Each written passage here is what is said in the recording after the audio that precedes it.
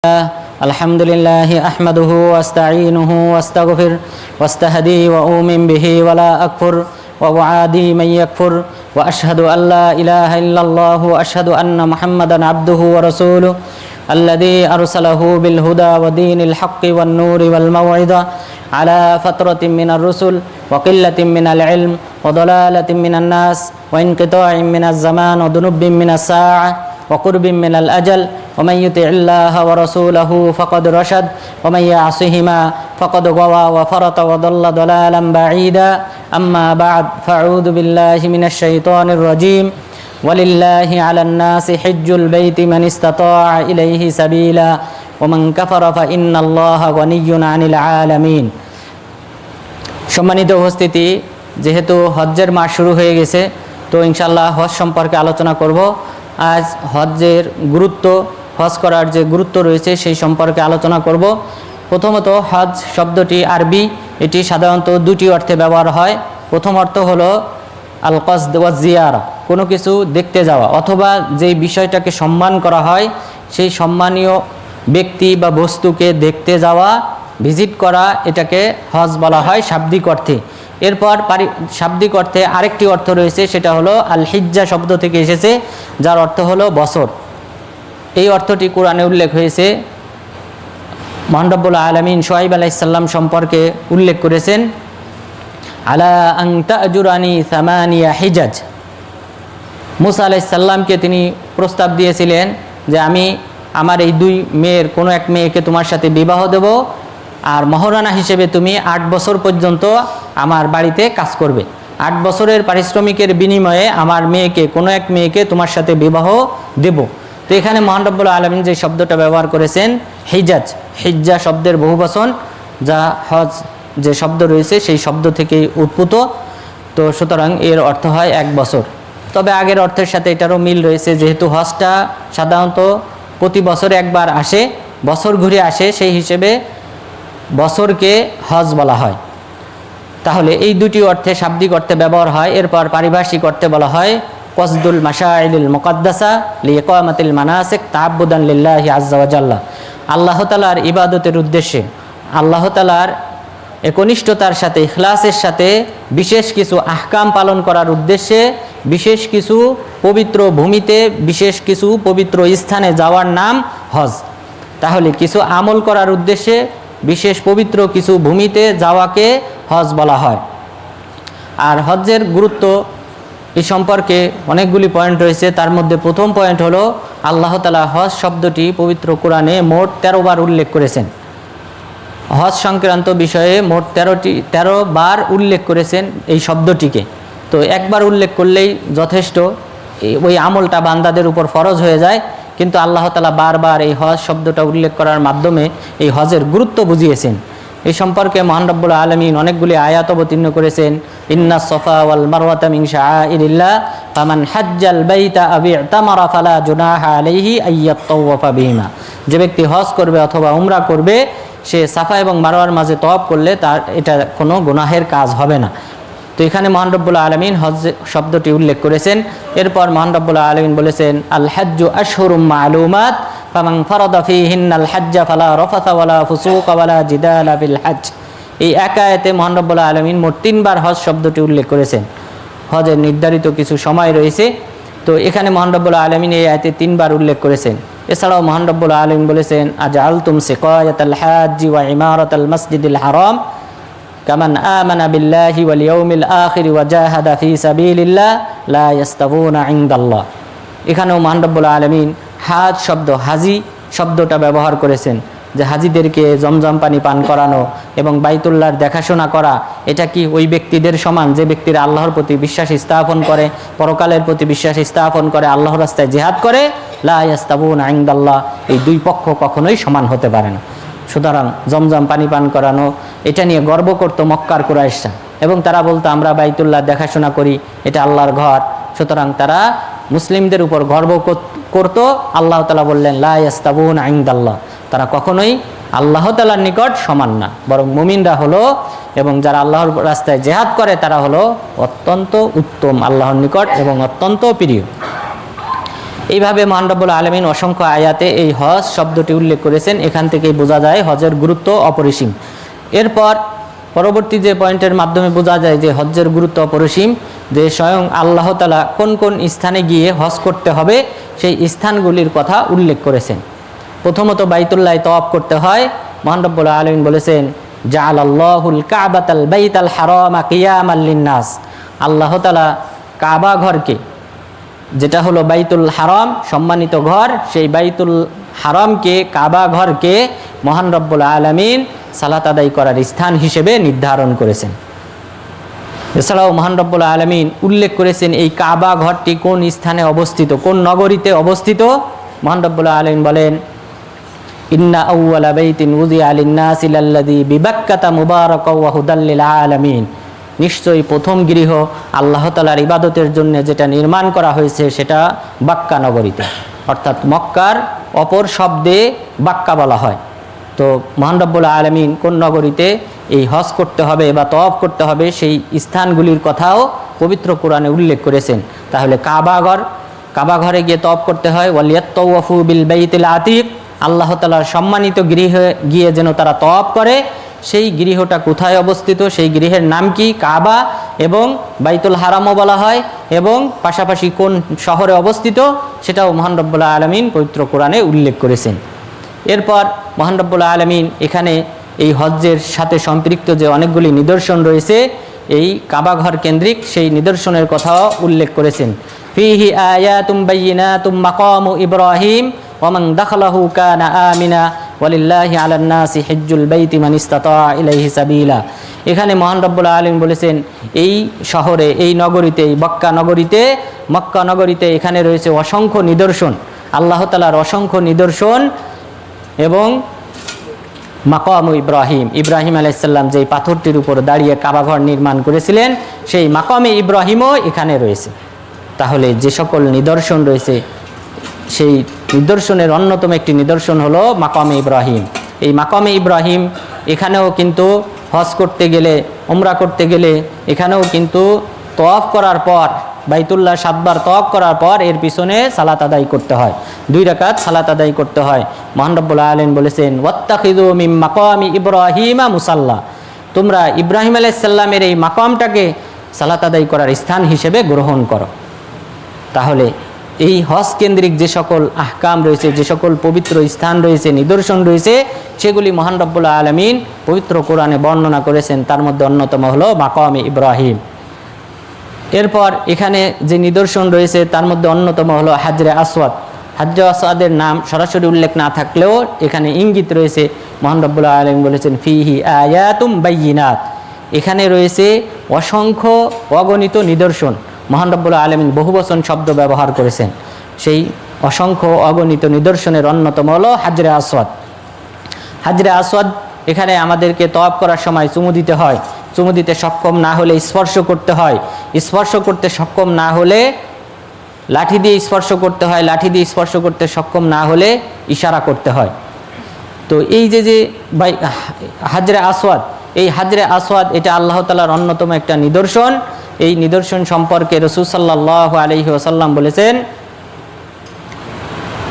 ইন্নাল হাজারা ওয়াল মাকামা ইয়াকুতাতানি মিন ইয়াকুতিল জান্নাহ তামাসাল্লাহু নূরাহুমা ওয়ালাউ লাম ইয়াতমিস নূরাহুমা লা আযাআতা মা বাইনাল মাশরিক ওয়াল মাগরিব। এই হাজরে আসওয়াদ এবং মাকামে ইব্রাহিম এই দুইটি পাথর এতটাই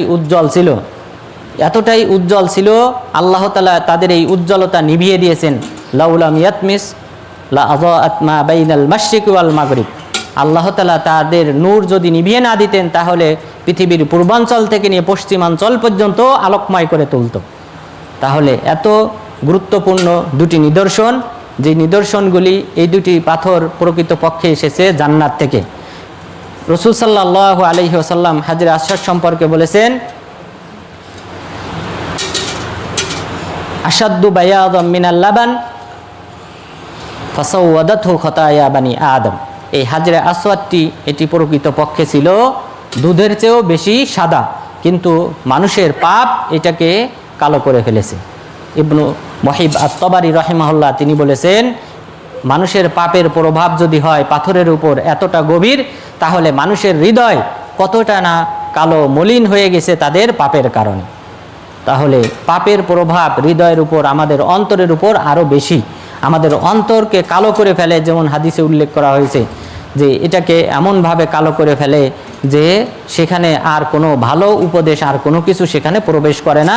যেমনভাবে একটা উল্টানো গিলাসে যদি পানি ঢালা হয়, এই পানিটা যেমনভাবে ভিতরে আটকে থাকে না, বরং উপর দিয়ে পড়ে যায়, অনুরূপভাবে ভালো নসিহত, উপদেশ কোনো কিছুই কাজ করে না। মানুষের পাপের কারণে মানুষের অন্তর এমনটা কালো মলিন হয়ে যায়, প্রতিটি পাপের কারণে একটি করে কালো রেখা পড়তে থাকে। তাহলে এই হাদিসে বলা হয়েছে হাজরে আসওয়াদটা ছিল দুধের চেয়েও বেশি সাদা এবং সেটাকে কালো করে দেওয়া হয়েছে। জান্নাত থেকে এসেছে যেটা বলেছেন রাসূল সাল্লাল্লাহু আলাইহি ওয়াসাল্লাম, ইয়াকুতাতানি মিন ইয়াকুতিল জান্নাহ, জান্নাতের ইয়াকুত পাথর হলো হাজরে আসওয়াদ এবং মাকামে ইব্রাহিম।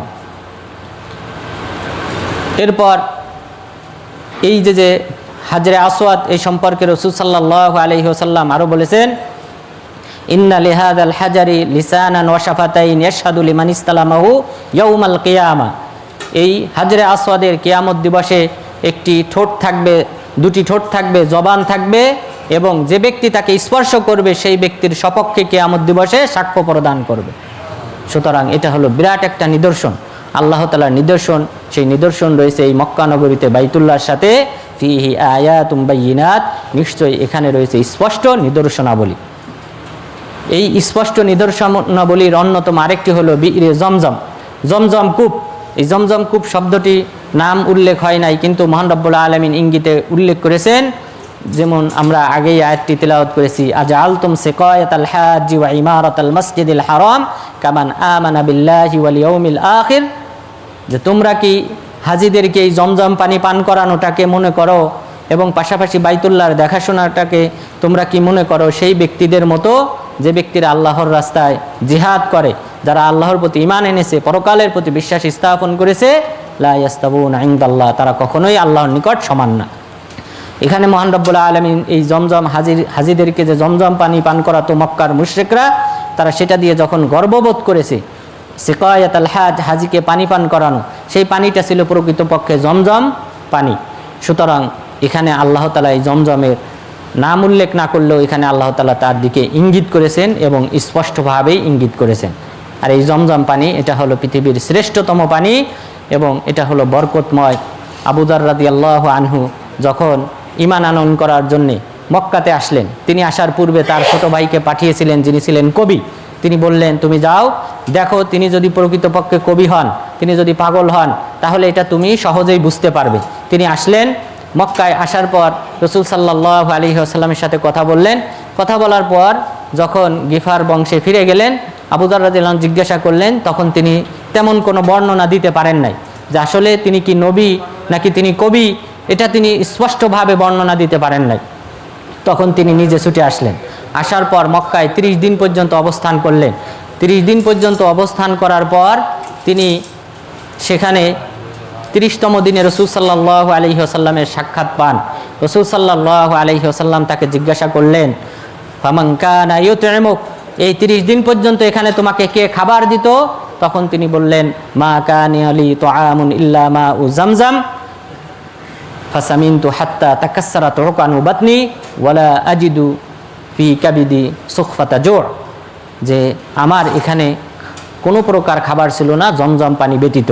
এই জমজম পানি পান করার পর আমি মোটা হয়ে গেছি এবং আমার পেটে চর্বি জমে গেছে, পেটে ভাঁজ পড়ে গেছে এবং আমি ন্যূনতম ক্ষুধা অনুভব করি না। রাসূল সাল্লাল্লাহু আলাইহি ওয়াসাল্লাম বললেন, ইন্নাহা মুবারাকা ইন্নাহা তুআমু তুআম, নিশ্চয়ই এটা হলো বরকতময় পানি এবং নিশ্চয়ই এটা হলো খাদ্যের স্থলাভিষিক্ত। তাহলে পানীয় গুণ যেমনভাবে রয়েছে, অনুরূপভাবে খাদ্যের অভাবও পূরণ করে জমজম পানি। অর্থাৎ যেমন দুধ, আমরা যদি দুধ পান করি, দুধ পান করে আমরা বেঁচে থাকতে পারবো, কারণ এর মাঝে খাদ্য গুণও রয়েছে, পানীয় গুণও রয়েছে। আমরা পিপাসার্ত হব না, ক্ষুধার্ত হব না দুধ পান করলে। ঠিক অনুরূপ একই গুণাগুণ রয়েছে এই জমজম পানিতে। এই জমজম পানি বাদশাহ ফয়সালের সময়ে এটা ইউরোপের ল্যাবরেটরিতে পাঠানো হয়েছিল, কারণ মিশরের একজন, আমাদের দেশে ওই সময়টাতে অনেক অসংখ্য নাস্তিকের উদ্ভব ঘটেছিল। ঠিক ওই জাতীয় ওই ক্যাটাগরির এক ব্যক্তি মিশর থেকে বলেছিল জমজম পানি কখনোই নিরাপদ পানি হতে পারে না, কারণ এটা মক্কা নগরীর কেন্দ্রে অবস্থিত, সুতরাং আশেপাশের ময়লা পানি এখানে এসে জমা হয়। নাউজুবিল্লাহ। এইভাবে বলার পর বাদশাহ ফয়সাল তখন তিনি পদক্ষেপ নিলেন, ইউরোপের ল্যাবরেটরিতে এই জমজম পানি পাঠালেন, পরীক্ষা করলেন। পরীক্ষা করে দেখা গেল যে অন্যান্য পানির চেয়ে এই জমজম পানিতে ম্যাগনেসিয়াম আর ক্যালসিয়ামের পরিমাণ বেশি, যেটা মানুষের ক্ষুধা নিবারণ করে। তো সুতরাং এটা হলো আল্লাহ তাআলার দেওয়া একটা বিশাল নিয়ামত, যেটা এই জমজম কূপের উৎপত্তি হয়েছিল। আল্লাহ তাআলা এটা একটা মুজিজা, একজন নবীর মুজিজা হিসেবে এটা প্রকাশ করেছিলেন। জিবরাইল আলাইহিস সালামের পাখার আঘাতে এটা প্রকাশ পেয়েছিল একজন নবীকে রক্ষা করার জন্য এবং তার মাকে রক্ষা করার জন্য। ইসমাইল আলাইহিস সালাম এবং হাজার আলাইহিস সালাম তাদেরকে রক্ষার জন্য আল্লাহ তাআলা এই জমজম কূপ জিবরিল আলাইহিস সালামের হাতের পাখা দিয়ে আঘাতের মাধ্যমে এটা সৃষ্টি করেছিলেন। সুতরাং এটার উৎপত্তি যেমন ভাবে ছিল একটি ঘটনাবহুল, ঠিক অনুরূপভাবে এটা এখন পর্যন্ত বলবৎ রয়েছে। পাশাপাশি এটা তার যে বৈশিষ্ট্য ছিল সেই বৈশিষ্ট্য এখনও বলবৎ রয়েছে। আমরা যদি জমজম পান করি, অন্য পানি পান করি, আমরা স্পষ্টভাবে বুঝতে পারি যে কোনটা জমজম, কোনটা সাধারণ পানি। সুতরাং এখানেও তার সেই একই গুণাগুণ এখনও বলবৎ রয়েছে। তো হাজিরা যে সকল স্থানে যায়, পবিত্র স্থানগুলি, সেই পবিত্র স্থানগুলির অন্যতম হলো বাইতুল্লাহ, এবং বাইতুল্লাহর আশেপাশে থাকা নিদর্শনের কথা মহান রব্বুল আলামিন এই আয়াতে উল্লেখ করেছেন। তার মধ্যে অন্যতম হলো জমজম। এরপর মহান রব্বুল আলামিন আরও উল্লেখ করেছেন আমরা এরপরে সাই করি। সাই করার সময় আমাদেরকে সাফা এবং মারওয়া পর্বতে যেতে হয়। মহান রব্বুল আলামিন বলেন, ইন্নাস সাফা ওয়াল মারওয়াতা মিন শাআইরিল্লাহ, নিশ্চয়ই সাফা এবং মারওয়া পর্বত, এই দুটি পর্বত হলো আল্লাহ তাআলার নিদর্শনাবলীর অন্যতম নিশানা। মুসলিমদের নিশানা হলো এই সাফা এবং মারওয়া পর্বত, হাজিদের নিশানা হলো এই সাফা এবং মারওয়া পর্বত। এখানে সাই করেছিলেন ইসমাইল আলাইহিস সালামের মা হাজার আলাইহিস সালাম, তিনি এখানে সাই করেছিলেন, প্রদক্ষিণ করেছিলেন 7 বার। এবং ওই যেখানে সবুজ বাতি দেওয়া রয়েছে এই বাতনে ওয়াদি, এখানে তিনি দৌড়িয়েছিলেন এই স্থানটাতে। সুতরাং দৌড়াইতে হবে পুরুষদের, মহিলাদের দৌড়াইতে হবে না হজের সময়। আর এখানে যে দোয়াটা পাঠ করতে হয়, রব্বি গফির ওয়ারহাম ওয়া আনতাল আযুল আকরাম, এই দোয়াটা ওমর ইবনুল খাত্তাব রাদিয়াল্লাহু আনহু পাঠ করেছিলেন। রব্বি গফির ওয়ারহাম, হে আল্লাহ তুমি আমাকে ক্ষমা করো এবং আমার উপর দয়া করো। ওয়া আনতাল আযুল আকরাম, আল্লাহ তাআলার দুটি নাম এখানে তিনি উল্লেখ করেছেন। হে আল্লাহ তুমি হলে সবচেয়ে সম্মানিত এবং সবচেয়ে মর্যাদাশীল। এই দোয়াটি পাঠ করতে হয়। তাহলে এই সাফা মারওয়ার কথাও, এই নিদর্শনের কথাও, এই পবিত্র স্থানের কথাও মহান রব্বুল আলামিন এই কোরআনে উল্লেখ করেছেন। এরপর আমাদেরকে যেতে হয় 8 তারিখে, হজের সময় 8 তারিখে আমাদেরকে যেতে হয় মিনাতে। মিনা নামটা কোরআনে উল্লেখ হয় নাই, কিন্তু ওই মিনার কার্যক্রম ওই সম্পর্কে মহান রব্বুল আলামিন আয়াত অবতীর্ণ করেছেন। মহান রব্বুল আলামিন বলেন, ওয়াযকুরুল্লাহা ফি আইয়ামিন মা'দুদাত ফামান তাআজ্জালা ফি ইয়াওমাইনি ফালা ইসমা আলাইহি ওয়া মান তাআখারা ফালা ইসমা আলাইহি লিমান ইত্তাকা। মহান রব্বুল আলামিন বলেছেন, তোমরা আল্লাহ তাআলাকে নির্ধারিত কয়েকটি দিনে স্মরণ করো, এবং ফামান তাআজ্জালা ফি ইয়াওমাইন, যদি তোমাদের মধ্যে কেউ ওই মিনাতে 2 দিন অবস্থান করে, তাড়াহুড়া করে 2 দিন অবস্থান করে চলে আসে, ফালা ইসমা আলাইহি, তার কোনো পাপ হবে না। ওমান তাআখারা ফালা ইসমা আলাইহি, যদি কেউ 3 দিন অবস্থান করে, ওখানে যদি 3 দিন অবস্থান করে, অর্থাৎ 10 তারিখের পরে 11, 12, 13 তারিখ, 13ই জিলহজ পর্যন্ত যদি কেউ অবস্থান করে, ফালা ইসমা আলাইহি লিমান ইত্তাকা, যে আল্লাহকে ভয় করে তার কোনো পাপ হবে না। তাহলে এখানে আল্লাহ তাআলা মিনার ঘটনায় উল্লেখ করেছেন যে ওখানে যেহেতু আমরা 3 দিন অবস্থান করি, 2 দিন করলেও চলবে, 3 দিন করলে আরও ভালো। এরপর মিনার পর এরপরে আমাদেরকে আরাফায় যেতে হয়। আরাফা নামটি পবিত্র কোরআনে মহান রব্বুল আলামিন উল্লেখ করেছেন। ফাইদা আফাযতুম মিন আরাফাতিন ফাযকুরুল্লাহা ইনদাল মাশআরিল হারাম, যখন তোমরা আরাফা থেকে প্রত্যাবর্তন করবে, চলে আসবে, মিনাতে মুজদালিফাতে অবস্থান করবে, ফাযকুরুল্লাহা, তখন তোমরা আল্লাহ তাআলাকে বেশি বেশি স্মরণ করো। ইনদাল মাশআরিল হারাম, মাশআরিল হারাম এটা আবার মুজদালিফার নাম। সুতরাং 9 তারিখে আমরা আরাফায় আসি, আরাফা থেকে মুজদালিফায় আসি। আরাফা এবং মুজদালিফার 2টি নামই আল্লাহ তাআলা কোরআনে উল্লেখ করেছেন। মুজদালিফা নামটি উল্লেখ করেন নাই, তবে মাশআরুল হারাম হিসেবে আল্লাহ তাআলা মুজদালিফাকে নামকরণ করেছেন। সুতরাং এই স্থান, এই পবিত্র নগরীতে গিয়ে, পবিত্র স্থানগুলিতে গিয়ে হজ করাকে হজ বলা হয়। এই স্থানগুলিতে ভিজিট করা, বিশেষ কিছু আমল করাকে হজ বলা হয়। এই বিশেষ স্থানগুলির নাম স্বয়ং আল্লাহ তাআলা উল্লেখ করেছেন। কারণ এই হজের গুরুত্ব বোঝানোর জন্য। এরপর মুজদালিফার কথা, মাশারুল হারামের কথা আল্লাহ তাআলা এই একই আয়াতে উল্লেখ করেছেন। এরপর আমাদেরকে পুনরায় আবার 10 তারিখে আবার এই মিনাতে ফিরে আসতে হয়, যে সম্পর্কে মহান রব্বুল আলামিন বলেছেন যে এখানে তোমাদের আল্লাহ তাআলার জিকির 2 দিন অথবা 3 দিন করলেই হবে।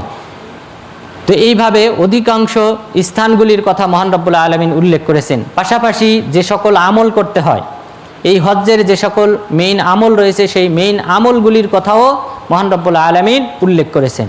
তার মধ্যে ইহরাম বাঁধতে হয়, নিয়ত প্রবেশ করতে হয়, ইহরাম তথা হজ্জের নিয়ত যে করতে হয়, ইহরাম বাঁধতে হয়, এ সম্পর্কে মহান রব্বুল আলামিন বলেছেন ওয়ালা তাকতুলুস সাইদা ওয়া আনতুম হুরুম, তোমরা ইহরাম বাঁধা অবস্থায় কোনো প্রাণী শিকার করো না, ইহরাম বাঁধা অবস্থায় তোমরা প্রাণী শিকার করো না। সুতরাং ইহরামের কথা মহান রব্বুল আলামিন কোরআনে উল্লেখ করেছেন। এছাড়াও মহান রব্বুল আলামিন আরও বলেছেন উহিল্লা লাকুম সাইদুল বাহরি ওয়া তাআমুহু মাতাআল লাকুম ওয়ালিস-সাইয়ারা ওয়া হুররিমা আলাইকুম সাইদুল বাররি মা দুমতুম হুরুমা। মহান রব্বুল আলামিন এটি স্পষ্টভাবে বলেছেন যে তোমাদের জন্যে সামুদ্রিক মাছ প্রাণী এগুলি শিকার করা তোমাদের জন্য, পাশাপাশি সফরকারীদের জন্য হালাল করা হয়েছে। সুতরাং ইহরাম বাঁধা অবস্থায় সামুদ্রিক যে সকল প্রাণী রয়েছে তথা খাল বিলের যে মাছ রয়েছে, নদীর যে মাছ রয়েছে, এগুলি এই পথে যারা সফর করবে তারা ইহরাম বেঁধে যদি সফর করে তাহলে তারা মাছ শিকার করতে পারবে, এখানে কোনো বাধা নেই। কিন্তু তোমাদের জন্য হারাম করা হয়েছে স্থলভাগের প্রাণী শিকার করা মা দুমতুম হুরুমা, যতক্ষণ পর্যন্ত তোমরা ইহরাম বাঁধা অবস্থায় থাকবে। সুতরাং ইহরাম বাঁধা অবস্থায় তাহলে এখানে আল্লাহ তাআলা ইহরামের কথা বলেছেন, অর্থাৎ হজ্জের নিয়ত শুরু হওয়ার কথা বলেছেন। এরপর হজ কখন করতে হয়, কোন মাসে করতে হয়, সেটাও মহান রব্বুল আলামিন উল্লেখ করেছেন। আল হজ্জু আশহুরুম মালুমাত, হজ হলো নির্ধারিত কয়েক মাস, নির্ধারিত গণিত কয়েক মাসে হজ করতে হয়। সেটা হলো শাওয়াল মাস, যুলকাদা মাস এবং জিলহিজ্জা মাসের প্রথম 10 দিন। অর্থাৎ নিয়ত শুরু হবে ঈদুল ফিতরের রাত্রি থেকে নিয়ে শুরু করে ঈদুল আজহার রাত্রি পর্যন্ত, এই সময়টাই হলো হজ্জের সময়। তাহলে ঈদুল ফিতরের রাত্রি থেকেই নিয়ত করে কোনো ব্যক্তি যদি দূর দূরান্ত থেকে নিয়ত করে যদি আসে, এক সময় আপনারা জানেন যে জাহাজে মানুষ হজে আসতো, এরপর বিভিন্নভাবে মানুষ পায়ে হেঁটে আসতো, সে সময় কিন্তু লং টাইম সময় লাগতো। তো মহান রব্বুল আলামিন এই মানুষ যেন এই জিলহজ মাসে 8 তারিখে এসে মক্কায় যেন হজ পায়, সে কারণে মহান রব্বুল আলামিন 3 মাস হজের সময় রেখেছেন। অর্থাৎ 70 দিন, অথবা মাস যদি পূর্ণ হয় তাহলে 70 দিন, আর মাস যদি পূর্ণ না হয়, এক মাস পূর্ণ হয় তাহলে হবে 69 দিন, আর 2 মাস যদি পূর্ণ না হয় 29-এ যায় তাহলে হবে 68 দিন। তাহলে এই 68 দিন 70 দিন এর মাঝে যেন মানুষ সবাই মক্কায় পৌঁছাইতে পারে, 8 জিলহজে যেন উপস্থিত থাকতে পারে, এই কারণে মহান রব্বুল আলামিন এই 3 মাস নির্ধারণ করেছেন হজের জন্য। সে কথাও মহান রব্বুল আলামিন কোরআনে উল্লেখ করেছেন আল হজ্জু আশহুরুম মালুমাত, হজ হলো নির্ধারিত কয়েক মাসে। কেউ যদি শাওয়াল মাসের আগের মাস রমজান মাসে যদি নিয়ত করে বের হয় হজের, তাহলে তার হজ হবে না। সে উমরার নিয়ত করবে, উমরা করে অবস্থান করবে। এরপরে যখন শাওয়াল মাস শুরু হবে, শাওয়াল মাস শুরু হলে তখন তিনি যদি তামাত্তু হজ করতে চায় তাহলে তাকে পুনরায় আরেকটা উমরা করতে হবে। অর্থাৎ এইভাবে হলো মাসালা, নির্ধারিত সময় আল্লাহ তাআলা সেটাও উল্লেখ করেছেন। এরপর আরও যে তওয়াফ করতে হয়, মহান রব্বুল আলামিন বলেছেন ওয়ালিয়াত্তাওয়াফু বিল বাইতিল আতিক, তারা বাইতুল আতিক তথা এই সম্মানিত গৃহে এসে যেন তওয়াফ করে, তওয়াফের কথা উল্লেখ করেছেন। মাকাম ইব্রাহিমের পিছনে 2 রাকাত সালাত আদায় করতে হয়, সেটাও বলেছেন ওয়াত্তাখিযু মিন মাকাম ইব্রাহিম মুসাল্লা, ইব্রাহিম আলাইহিস সালামের মাকামকে তোমরা সালাত আদায় করার স্থান হিসেবে গ্রহণ করো, ওখানে 2 রাকাত সালাত আদায় করো। এইভাবে অধিকাংশ আমলের কথাও মহান রব্বুল আলামিন পবিত্র কোরআনে উল্লেখ করেছেন এটার গুরুত্ব বোঝানোর জন্য। এরপর এই হজটি বলবৎ থাকবে কিয়ামত পর্যন্ত, অর্থাৎ কিয়ামতের আগ পর্যন্ত, যে সময় মুমিন থাকবে পৃথিবীতে ততদিন পর্যন্ত এই হজ বলবৎ থাকবে, চলমান থাকবে। এই সম্পর্কে মহান রব্বুল আলামিন বলেন ওয়াআযযিন ফিন-নাসি বিল-হাজ্জি ইয়াতুকা রিজালান ওয়া আলা কুল্লি যামিরিন ইয়াতিনা মিন কুল্লি ফাজ্জিন আমিক। ইব্রাহিম আলাইহিস সালাম থেকে নিয়ে শুরু হয়েছে হজ। এর পূর্বে কোনো নবী হজ করেছেন কিনা এটা কোরআন হাদিসে কোথাও উল্লেখ হয় নাই। ইব্রাহিম আলাইহিস সালাম থেকে শুরু হয়েছে এটা স্পষ্ট, কিন্তু এর পূর্বে কোনো নবী হজ করেছিলেন কিনা এই মর্মে স্পষ্ট কোনো সহি দলিল বর্ণিত হয় নাই। বিভিন্ন আলেম বিভিন্ন কথা বলেছেন, কিন্তু স্পষ্ট কোনো দলিল বর্ণিত হয় নাই। কেউ বলেছেন এই কাবা ঘর ফেরেশতারা বানিয়েছেন, কেউ বলেছেন আদম আলাইহিস সালাম বানিয়েছেন, পরবর্তী নবীগণ বানিয়েছেন, কিন্তু কোনো সহি রিওয়ায়াত বর্ণিত হয় নাই। কিন্তু আমাদের কাছে যতটুকু তথ্য সেটা হলো ইব্রাহিম আলাইহিস সালাম থেকে শুরু হয়েছে। মহান রব্বুল আলামিন ইব্রাহিম আলাইহিস সালামকে নির্দেশ দিয়েছেন, ওয়াআযযিন ফিন নাসি বিল হজ্জ ইয়াতুকা রিজালান ওয়া আলা কুল্লি যামিরিন ইয়াতিনা মিন কুল্লি ফাজ্জিন আমিক। হে ইব্রাহিম আলাইহিস সালাম, আপনি হজের ঘোষণা প্রদান করুন, মানুষরা তারা পায়ে হেঁটে সওয়ারির উপর চড়ে দূর দূরান্ত থেকে এই বাইতুল্লাহ এসে হজ করবে। একটি হাদিস বর্ণিত হয়েছে আব্দুল্লাহ ইবনে আব্বাস রাদিয়াল্লাহু আনহু থেকে। এটা আব্দুল্লাহ ইবনে আব্বাস রাদিয়াল্লাহু আনহুর উক্তি। অনেক আলেম সহি বলেছেন, ইমাম হাকিম, ইমাম যাহাবি, বিভিন্ন আলেম সহি বলেছেন, আর অনেকেই জয়ীফ বলেছেন। ইব্রাহিম আলাইহিস সালাম বললেন, হে আল্লাহ, এই মরুপ্রান্তরে আমি যদি ঘোষণা দিই কে শুনবে? তখন তিনি বললেন, আদ্দিন ওয়া আলাইয়াল বালাগ, তোমার কাজ ঘোষণা দেওয়া, আমার কাজ হলো মানুষের কাছে পৌঁছে দেওয়া। আজ এখন দেখেন 3 মিলিয়ন মানুষ, 30 লক্ষ মানুষ এখন হজ করে এই বাইতুল্লাহ এসে, পৃথিবীর সকল অঞ্চল থেকে এসে এখানে এসে হজ করে। তো এটা আল্লাহ তাআলার একটা নিদর্শন যে ইব্রাহিম আলাইহিস সালামকে আল্লাহ তাআলা ঘোষণা দিতে বলেছিলেন, তিনি ঘোষণা দিয়েছেন এবং সেটা এখনও চলমান রয়েছে। তবে কিয়ামতের পূর্বে এই হজ এক সময় বন্ধ হবে, যখন মুমিনরা থাকবে না। রাসূল সাল্লাল্লাহু আলাইহি ওয়াসাল্লাম বলেছেন, ইয়াদরুসুল ইসলামু কামা ইয়াদরুসু ওয়াসিয়ুস সাওব হাত্তা লা ইউদরা মা সিয়ামুন ওয়ালা সালাহ ওয়ালা নুসুক।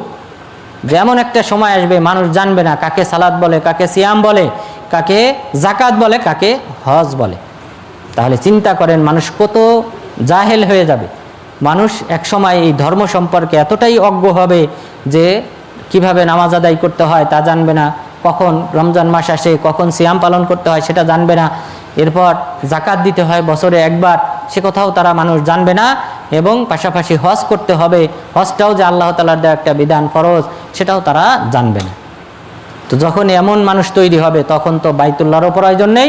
এ কারণে রাসূল সাল্লাল্লাহু আলাইহি ওয়াসাল্লাম বলেছেন, আমি দেখলাম যেন একজন হাবশী ব্যক্তি জুস সাবিকাতাইন, যার পা হলো খাটো, এমন খাটো একজন হাবশী কৃষ্ণ নিগ্র ব্যক্তি বাইতুল্লাহ ভেঙে ফেলতেছে, আমি সচক্ষে দেখতেছি।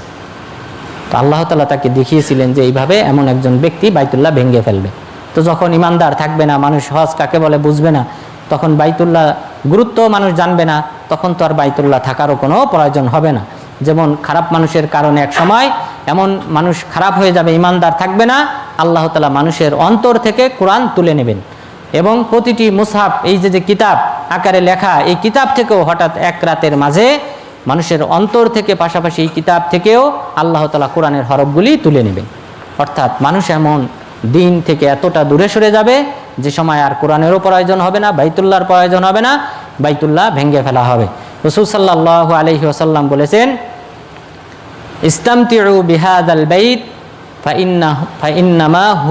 ফাইন্নাহু হুদিমা মাররাতাইন ওয়া ইরফাউ ফি সালিসা, যে তোমরা এই বাইতুল্লাহর মাধ্যমে দ্রুত উপকার নাও। বাইতুল্লাহ যে হজ করতে হয়, বাইতুল্লাহ গিয়ে সালাত আদায় করলে 1 লক্ষ গুণ বেশি সওয়াব দান করা হয়। এই বাইতুল্লাহর মাধ্যমে তোমরা সওয়াব অর্জন করতে থাকো, কেননা জেনে রেখো বাইতুল্লাহ 2 বার ভাঙ্গা হয়েছে, 3য় বার যখন ভাঙ্গা হবে তখন কিন্তু আর বাইতুল্লাহ থাকবে না। সুতরাং আমরা 3য় বার ভাঙ্গার অপেক্ষায় রয়েছি। এটা ভেঙে গেলে কিন্তু এখানে আর কোনো ব্যক্তি হজ করবে না। তবে এটা ঈসা আলাইহিস সালাম আসার পর, ঈসা আলাইহিস সালামের সাথে যে সকল মুমিনগণ থাকবেন ততদিন পর্যন্ত তো এটা বলবৎ থাকবে। কেননা রাসূল সাল্লাল্লাহু আলাইহি ওয়াসাল্লাম বলেছেন, লা ইউহাজ্জান্নাল বাইত ওয়া লা ইউতামাররান্না বাদা খুরুজি ইয়াজুজ ওয়া মাজুজ। ইয়াজুজ মাজুজ আসার পরেও বাইতুল্লাহ হজ এবং উমরা করা হবে। সুতরাং ওই সময়টাতে ঈসা আলাইহিস সালাম থাকবেন, মুমিনগণ থাকবেন, সুতরাং সেই সময় এটা চলমান থাকবে। আর এটা যে ইব্রাহিম আলাইহিস সালামের পর থেকে বাকি নবীদের উপরও হজটা ফরজ ছিল, সেই সম্পর্কে রাসূল সাল্লাল্লাহু আলাইহি ওয়াসাল্লাম বলেছেন, সাল্লা ফি মসজিদি খাইফ 70 নাবিয়্যা, 70 জন নবী মসজিদে খাইফে সালাত আদায় করেছেন। মসজিদে খাইফে সাধারণত মানুষ কেন আসে? এই হজ্জের মৌসুমেই যায়। সুতরাং এই সকল নবীগণ 70 জন নবী, এর মধ্যে 2 জন নবীর নাম উল্লেখ করা হয়েছে বা 3 জন নবীর নাম উল্লেখ করা হয়েছে। সব মিলিয়ে সকল হাদিস জমা করলে মুসা আলাইহিস সালাম, এরপরে ইউনুস বিন মাত্তা আলাইহিস সালাম, এরপর ঈসা আলাইহিস সালাম আসবেন, সেটা ভবিষ্যৎবাণী করা হয়েছে। আর 4র্থ নবী হিসেবে আমাদের নবীকে যদি ধরা হয় তাহলে মোট 4 জন নবীর নাম হাদিসে উল্লেখ করা হয়েছে। তাহলে এই হজ চলমান ছিল ইব্রাহিম আলাইহিস সালাম থেকে নিয়ে এবং শেষ জামানায় এটা বন্ধ হয়ে যাবে। সুতরাং যাদের উপর হজ ফরজ হয়েছে তাদের উচিত তাড়াতাড়ি হজটা পালন করা। কেননা রাসূল সাল্লাল্লাহু আলাইহি ওয়াসাল্লাম বলেন, মান আরাদাল হজ ফালিয়াতাআজ্জাল ফা ইন্নাহু লা ইয়াদরি, যে তোমাদের মধ্যে যার উপর হজ ফরজ হয়েছে সে যেন তাড়াতাড়ি হজ করে, কেননা সে জানে না তার কি প্রয়োজন দেখা দেবে, কখন তার সওয়ারি অর্থাৎ পাথিও কখন তার শেষ হয়ে যাবে এটা সে জানে না, এবং কখন তার মৃত্যু হবে এটা সে জানে না। সুতরাং তোমাদের মধ্যে যাদের উপর হজ ফরজ হয়েছে সেজন্য তাড়াতাড়ি হজ করে। সুতরাং আমাদের যাদের উপর সাধারণত প্রবাসে যারা রয়েছেন তাদের সবার উপর হজ ফরজ, কারণ এখানে হজের কোনো নিসাব নেই যে নির্দিষ্ট পরিমাণ অর্থ থাকলে হজ করতে হবে, হজ ফরজ। বরং হজের ফরজ হলো যে আপনি এই যে 5 দিন 8 তারিখ থেকে নিয়ে 8ই জিলহজ থেকে নিয়ে 13ই জিলহজ পর্যন্ত, অথবা এর আগেও যদি কেউ যায় তাহলে এই যে কয়েকদিনের জন্য আপনি মক্কায় যাবেন, এখানে যাওয়া আসার খরচ, থাকা খাওয়ার যে খরচ, এই খরচটা বহন করার মতো সামর্থ্য থাকলে তার উপর হজ ফরজ। সুতরাং সেই দৃষ্টিকোণ থেকে প্রবাসী প্রত্যেকের উপরই হজ ফরজ, অর্থাৎ সৌদি আরবে যারা রয়েছেন। সুতরাং আল্লাহ তাআলা যেন আমাদের সবাইকে এই হজ পালন করার মাধ্যমে হজের যে সওয়াব রয়েছে আল্লাহ তাআলা সেই বান্দাকে নিষ্পাপ করে ফিরিয়ে দেন, সেই সওয়াব অর্জন করার তৌফিক দান করেন এবং জান্নাতুল ফিরদাউসে যাওয়ার তৌফিক দান করেন। আমিন। ওয়া সাল্লাল্লাহু আলা নবিয়িনা মুহাম্মদ ওয়া আলা আলিহি ওয়া সাহবিহি আজমাইন।